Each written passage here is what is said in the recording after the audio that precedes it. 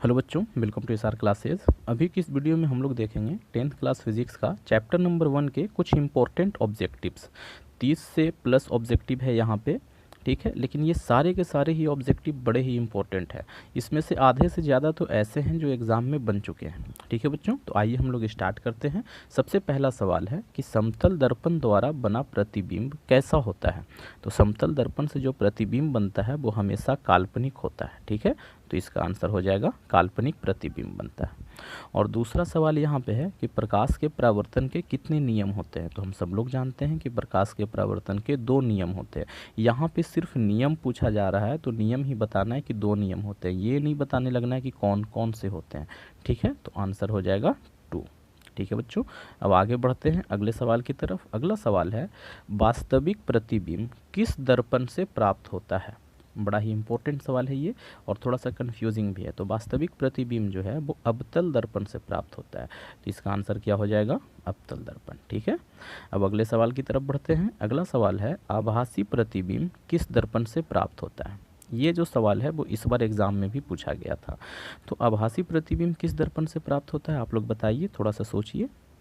तो आभासी प्रतिबिंब जो है वो अवतल दर्पण से भी बनता है, उत्तल दर्पण से भी बनता है, और साथ ही साथ समतल दर्पण से भी बनता है। तो यहाँ पे ये तीनों ही इसके आंसर हो जाएंगे। ठीक है बच्चों, तो क्या हो जाएगा, समतल दर्पण, अवतल दर्पण और साथ ही साथ उत्तल दर्पण। अगले सवाल की तरफ जाते हैं। वस्तु से छोटा और आभासी प्रतिबिंब किस दर्पण से बनता है। ये है सवाल कि एक ऐसा मतलब दर्पण जिससे हमेशा वस्तु से छोटा प्रतिबिंब बनता हो और साथ ही साथ आभासी बनता हो।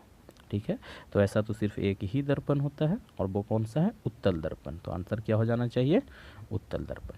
ठीक है, अब आगे बढ़ते हैं। लिखा हुआ है कि एक बिंदु स्रोत से निकलती हुई प्रकाश की किरण समांतर किरण पुंज के रूप में बदल जाती है। ऐसा किस दर्पण के जरिए किया जा सकता है। ठीक है, एक बिंदु स्रोत से समांतर किरण पुंज किस दर्पण से प्राप्त हो सकता है। जैसे कार वगैरह के, गाड़ी वगैरह के हेडलाइट में जो दर्पण लगा होता है उससे क्या होता है कि कार में जो बल्ब लगा होता है ना, उससे रोशनी निकलती है, और वो रोशनी दर्पण से परावर्तित होकर के सीधा एकदम किरण पुंज के रूप में बाहर की ओर भागती है। ठीक है, समांतर किरण पुंज के रूप में। तो आपको ये बताना है कि ऐसा किस दर्पण के कारण हो रहा है। ठीक है, तो इसका सिंपल सा आंसर है अवतल दर्पण से होता है ऐसा। ठीक है बच्चों, तो आंसर क्या हो जाएगा, अवतल दर्पण। अगला सवाल है अवतल दर्पण में जब प्रतिबिंब फोकस पे बनता है तो आपने ये बताना है कि वस्तु कहाँ होता है। बड़ा ही इंपॉर्टेंट सवाल है ये, और ये सवाल भी बहुत इंपॉर्टेंट है बच्चों, एग्जाम में आने के पूरे चांसेस होते हैं इसके। ठीक है, तो अवतल दर्पण में प्रतिबिंब जब फोकस पे बनता है तो वस्तु कहाँ होता है, अनंत पे रखी होती है। ठीक है, तो इसका आंसर क्या हो जाना चाहिए, अनंत पर। अगला सवाल है कि अवतल दर्पण की फोकस दूरी वक्रता त्रिज्या की क्या होती है। आधी होती है, दुगनी होती है, बराबर होती है, क्या होती है। तो हम सब लोग जानते हैं कि अवतल दर्पण की जो फोकस दूरी है वो वक्रता त्रिज्या की आधी होती है। ठीक है, तो आंसर क्या हो जाना चाहिए, आधी होती है। आप लोग इसका आंसर खुद से देने का कोशिश करना, फिर मैं नीचे से आंसर तो दिखाता ही हूँ। ठीक है, और अगर आप लोगों को इसका पीडीएफ चाहिए ये वाला, तो आप लोग मेरे नंबर पे मैसेज कर देना, मैं भेज दूंगा, मैं वीडियो के एंड में अपना नंबर दे दूंगा। ठीक है बच्चों, तो अगले सवाल की तरफ जाते हैं। अगला सवाल है कि अवतल दर्पण में जब वस्तु P और F के बीच में रखी हुई हो तो उसका प्रतिबिंब कैसा बनता है। ठीक है, अवतल दर्पण में जब वस्तु P यानी कि ध्रुव और F यानी कि फोकस उन दोनों के बीच में रखा हुआ रहे तो फिर उसका प्रतिबिंब कैसा बनता है। सवाल ये है, आंसर क्या हो जाना चाहिए कि सीधा बनता है, काल्पनिक बनता है, और वस्तु से बड़ा बनता है। ये 3 चीज़ होता है, हम लोग जानते हैं। जो भी ऑप्शन में रहेगा वो हम लोग आंसर दे देंगे। क्या बोलता है जी, प्रतिबिंब आभासी और बड़ा बनता है। ठीक है, बहुत अच्छी बात है। अगला सवाल है कि मोटर गाड़ी के चालक के सामने लगा रहता है, मतलब कि कौन सा दर्पण लगा रहता है, ये आपसे पूछा जा रहा है। तो मोटर गाड़ी में, मोटर गाड़ी मतलब जितने भी गाड़ी हो गए, ठीक है, जिसमें मोटर के जरिए चलती है वो गाड़ियाँ, वो ड्राइवर के बगल में जो साइड मिरर के रूप में जो दर्पण लगा होता है वो कौन सा होता है। तो ये जो दर्पण होता है वो उत्तल दर्पण होता है। उत्तल दर्पण क्यों लगाया जाता है, ये भी कई बार सवाल बनता है। तो उत्तल दर्पण इसलिए लगाया जाता है क्योंकि उत्तल दर्पण में जो प्रतिबिंब बनता है ना वो सीधा बनता है, और साथ ही साथ वस्तु से बहुत ही छोटा बनता है, जिसके कारण बड़े बड़े ट्रक का भी इमेज क्या होता है, एक छोटे से दर्पण में बन जाता है, और सीधा तो बनता ही है। ठीक है जी, तो इसका आंसर क्या हो जाएगा? उत्तल दर्पण। अगला सवाल है कि उत्तल दर्पण द्वारा बना प्रतिबिंब कैसा होता है, उसका प्रकृति पूछ रहा है। काफ़ी इंपॉर्टेंट सवाल है ये। तो उत्तल दर्पण से बना प्रतिबिंब क्या होता है? हमेशा ही काल्पनिक प्रतिबिंब बनता है उत्तल दर्पण से, और साथ ही साथ हमेशा सीधा बनेगा। अगर प्रतिबिंब काल्पनिक बनाना तो वो हमेशा ही सीधा बनेगा, ठीक है जी, और वस्तु से छोटा भी बनता है। ये तीन चीज़ होता है गुण। अब तीनों में से कोई भी ऑप्शन में रहेगा वो हमारा आंसर हो जाएगा। तो ऑप्शन में क्या है? काल्पनिक और सीधा। छोटा नहीं दे रखा है, कोई चीज़, कोई दिक्कत नहीं है, ठीक है। आगे बढ़ते हैं। दाढ़ी बनाने में किस दर्पण का उपयोग होता है? देखिए, तो हम लोग जब दाढ़ी बनाना चाहेंगे तो हम क्या चाहेंगे कि हमारा जो फेस है वो बड़ा दिखे या छोटा दिखे? जाहिर सी बात है, हम ये चाहेंगे कि हमारा फेस बड़ा दिखे, ठीक है, ताकि मतलब अभी ना मतलब दाढ़ी रखने का ये चल गया है, बियर्ड रखने का। वरना पहले क्या था? पहले लोग क्लीन शेव रहते थे, तो और क्लीन शेव करवाने के ये में टाइम पे कभी कभी कहीं पे कुछ बाल छूट जाते थे, ठीक है। तो अगर दर्पण में हमारा फेस बड़ा दिखे तो हमें दिख जाएगा कि बाल यहाँ पे छूटा हुआ है, ठीक है। तो इसीलिए हमको एक ऐसा दर्पण चाहिए जो हमारे फेस को बड़ा बना के दिखाए। तो बड़ा बना के कौन दिखाता है? दिखाता है अवतल दर्पण। जब हम क्या करें, अपना कुर्सी जो है, चेयर, सैलून वगैरह में जो हम लोग बैठते हैं, अपने चेयर को दर्पण के पी और एफ के बीच में रख देंगे तो प्रतिबिंब सीधा बनेगा और वस्तु से बड़ा बनेगा। तो यहाँ पे आंसर क्या हो जाएगा? अवतल दर्पण, ठीक है। अगला सवाल है कि एक दर्पण से किसी भी दूरी पर रखी वस्तु का सीधा प्रतिबिंब ही प्राप्त होता है।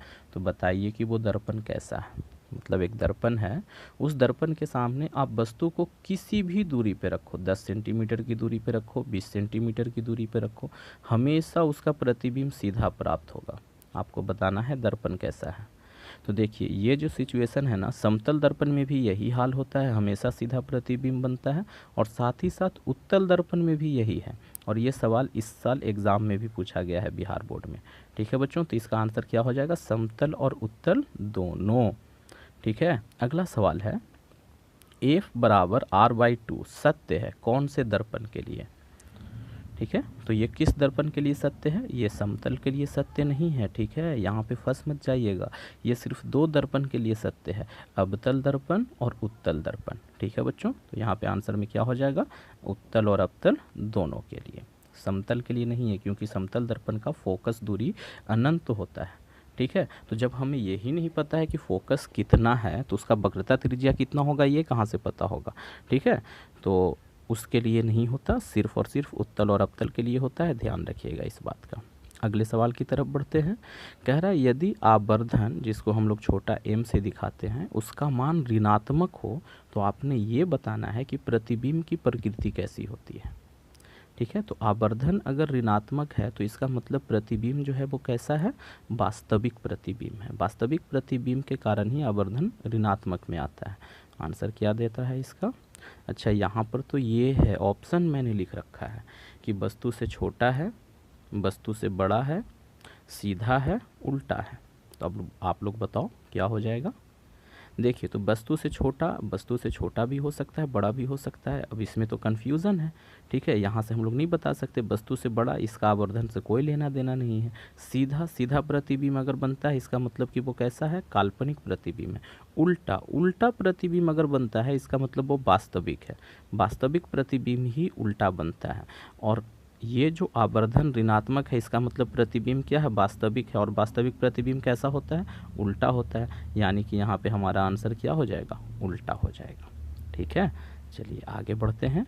अगला जो सवाल है हमारा वो है प्रकाश कैसे चलता है? तो प्रकाश सीधी रेखा में चलता है, ठीक है बच्चों। इसका सीधा सा आंसर हो जाएगा कि प्रकाश जो है वो सरल रेखा में गमन करती है।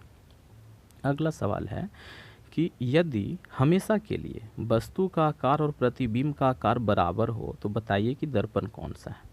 हमेशा से मतलब ये है कि वस्तु को किसी भी डिस्टेंस पे रखो दर्पण से, हमेशा ही उसका जो प्रतिबिंब है वो वस्तु के आकार का ही बनेगा। अगर 10 सेंटीमीटर ऊंचा आप वस्तु लेके गए हो तो प्रतिबिंब भी 10 सेंटीमीटर की ऊंचाई का ही बनेगा, उससे कम या ज़्यादा नहीं बनेगा। ऐसा किस दर्पण में संभव है? तो हम लोग जानते हैं कि अवतल दर्पण तो बड़ा ही अजीब होता है, वो कभी बड़ा बनाता है, कभी छोटा बनाता है, कभी कभी बराबर भी बनाता है, ठीक है। और उत्तल दर्पण में क्या होता है, हमेशा वस्तु जो होता है उससे छोटा प्रतिबिंब बनता है। तो ये किसके लिए बात हो रहा है, समतल दर्पण के लिए। समतल दर्पण ही एक ऐसा दर्पण है जिसमें जो प्रतिबिंब का आकार होता है वो वस्तु के आकार के बराबर होता है, ठीक है। तो आंसर क्या हो जाएगा, समतल दर्पण। अगले सवाल की तरफ बढ़ते हैं। सवाल है कि किस प्रतिबिंब को पर्दे पर प्राप्त किया जा सकता है। प्रतिबिंब जो होता है वो दो प्रकार का होता है, कौन सा, एक होता है वास्तविक प्रतिबिंब और एक होता है काल्पनिक प्रतिबिंब। तो पर्दे पर हम लोग किसको प्राप्त कर सकते हैं, वास्तविक को, ठीक है बच्चों।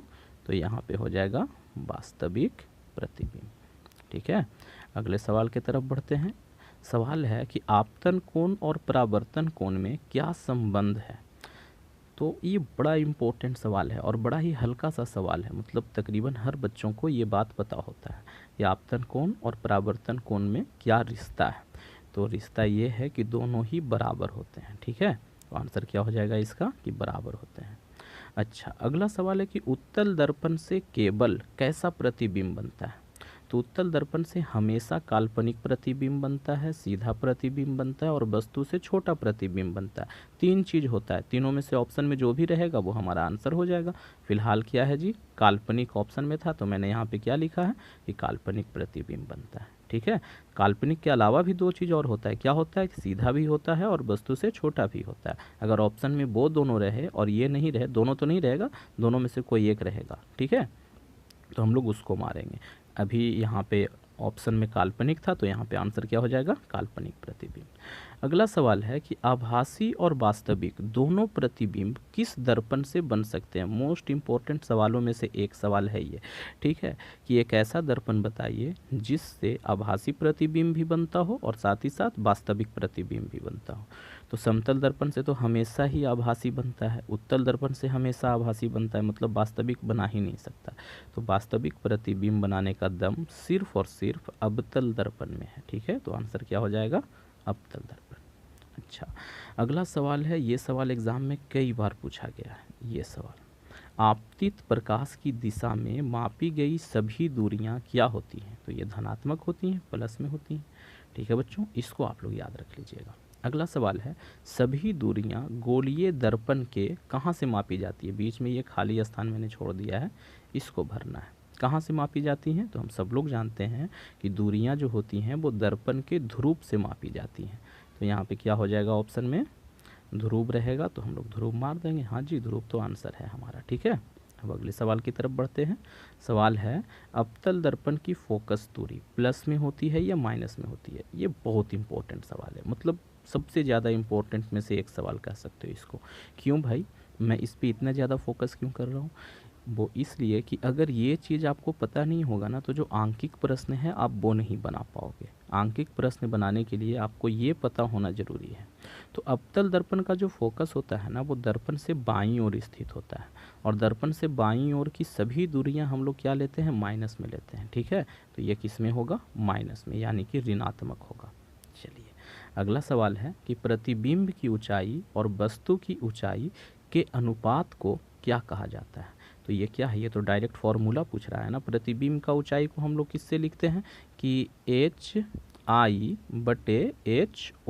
ये क्या है जी, ये तो आवर्धन का फॉर्मूला है, तो इसे हम लोग क्या कहते हैं, आवर्धन कहते हैं।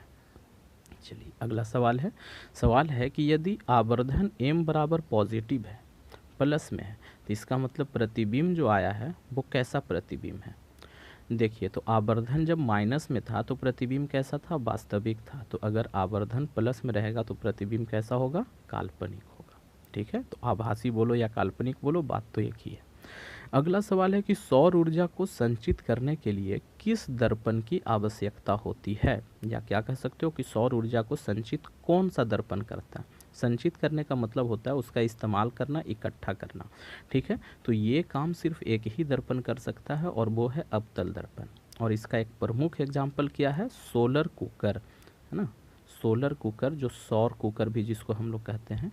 सोलर कुकर में खाना कैसे बनता है बच्चों, खाना बनता है सूर्य की गर्मी से, और सूर्य की गर्मी को कौन ये कुकर के अंदर लेके जाता है, एक जगह इकट्ठा करता है, तो वो है अवतल दर्पण, ठीक है जी। तो इसका आंसर क्या हो जाएगा, अवतल दर्पण। अगला सवाल है कि यदि किसी दर्पण के लिए उसका वक्रता त्रिज्या 32 सेंटीमीटर है तो आप लोग बताइए कि उसका फोकस दूरी कितना है। तो फोकस दूरी और वक्रता त्रिज्या में संबंध क्या होता है कि फोकस दूरी वक्रता त्रिज्या की आधी होती है। तो 32 का आधा कितना हो जाएगा 16, तो 16 सेंटीमीटर हो जाएगा। आंसर क्या हो जाएगा 16 सेंटीमीटर। अगला सवाल है वास्तविक प्रतिबिंब केवल कौन सा दर्पण है जो बना सकता है, और किसी का दम नहीं है वास्तविक प्रतिबिंब बनाने का। ठीक है जी, तो ऐसा कौन सा दर्पण है अवतल दर्पण। सिर्फ उसी के जरिए वास्तविक प्रतिबिंब बन सकता है, वरना और किसी के जरिए नहीं बन सकता। आंसर हो जाएगा अवतल दर्पण। अब देखिए 30वां नंबर का सवाल है कि यदि किसी दर्पण के लिए f is equal to -15 centimetre है तो सबसे पहले तो ये बताइए कि दर्पण कैसा है, और उसके बाद बताइए कि वक्रता त्रिज्या कितना होगा। अब देखिए f का जो मान है वो निगेटिव है, तो निगेटिव मान इसका मतलब दर्पण कैसा हो गया अवतल। अवतल दर्पण का फोकस दूरी माइनस में होता है। ठीक है, और जो वक्रता त्रिज्या होता है वो फोकस दूरी का दुगना होता है, यानी कि यह कितना हो जाएगा 30 सेंटीमीटर। ठीक है बच्चों, तो इस तरीके से हमने चैप्टर 1 के 30 इम्पोर्टेंट क्वेश्चन किए हैं। अगर आपने इसको कर लिया तो इससे बाहर एग्ज़ाम में सवाल आने के चांसेस नहीं हैं। अगर आ गए तो खैर कह नहीं सकते, वरना आने का चांस ऐसे है नहीं। अगर आपने इतना अच्छे से याद कर लिया तो समझिए कि इस चैप्टर से तो आपने सारा कुछ कर लिया ऑब्जेक्टिव के रूप में। ठीक है बच्चों, तो अगर वीडियो आप लोगों को पसंद आया है तो इसे एक लाइक कर दीजिए, दोस्तों में शेयर करना बिल्कुल नहीं भूलना है, और अगर चैनल से ज़्यादा लाभ उठाना चाहते हैं तो आप लोग चैनल को सब्सक्राइब भी कर सकते हैं। और अगर ये PDF चाहिए तो आप लोग मेरा नंबर नोट कर लें 88606989 और 79। सिर्फ मैसेज ही करना है, ठीक है, कॉल वगैरह नहीं करना है। Thank you, thanks for watching. बने रहिए SR क्लास के साथ।